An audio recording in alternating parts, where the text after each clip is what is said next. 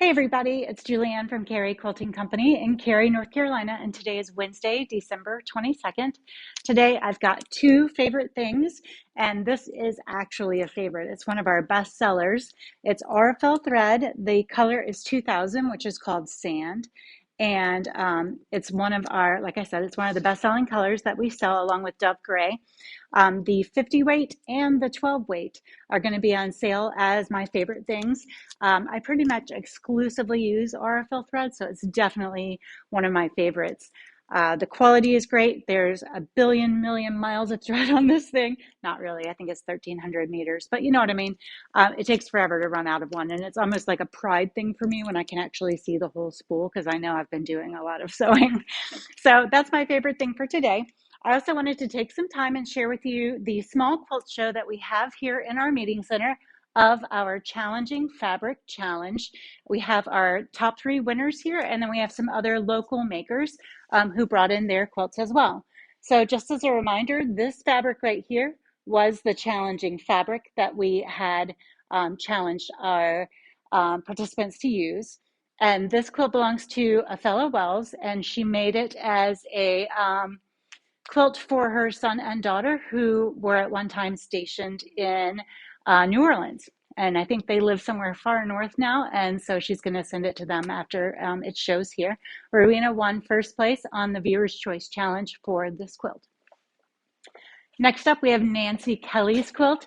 This one is so much more amazing in person than it was on the photographs, because I don't know if you can tell or not, but there are some shiny crystally embellishments in there, and this thread that runs through the water is also shiny and has some metallic in it.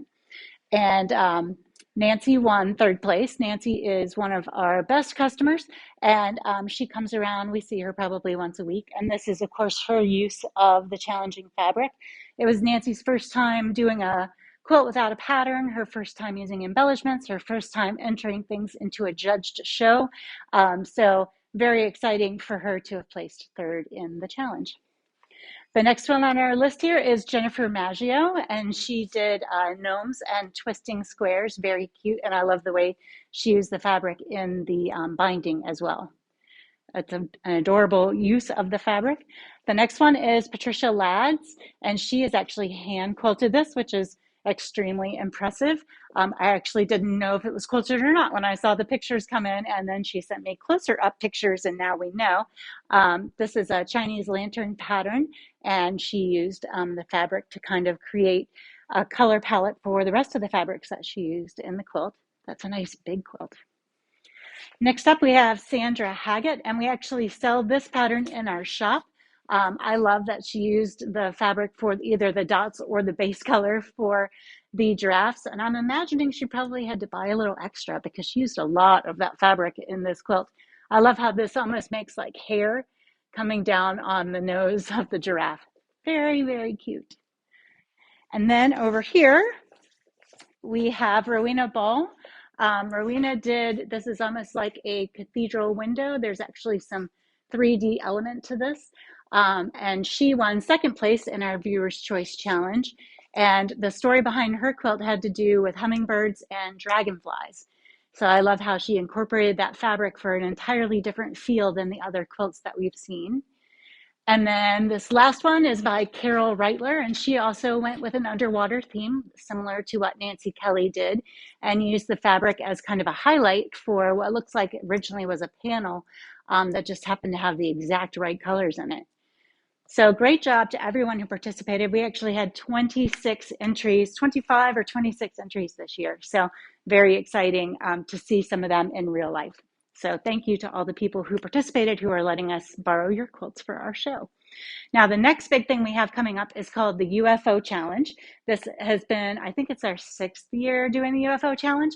The UFO stands for unfinished objects. We all have them, especially during the pandemic days. People have been cleaning out closets and finding UFOs that maybe they even forgot existed. And our UFO Club gives you an opportunity to finish the projects that you have started with a nice discount on all the things that you need to finish the project, including long arm quilting. So in a newsletter coming out soon, you will be able to learn more details about the UFO Club. And I will be creating a new blog post for this year coming up probably after Christmas. So I will tell you more about it next week, and you can see how you can get involved. You can play from far or near, because of course everything that we show you on our videos we can also ship online. So be looking for the things in your house that you could finish, and finishing them is always its own reward, but getting a good deal on the items that you need to finish it is a bonus. So we will be talking about that more after Christmas. I hope you have a great afternoon, and we will see you back here tomorrow. Bye.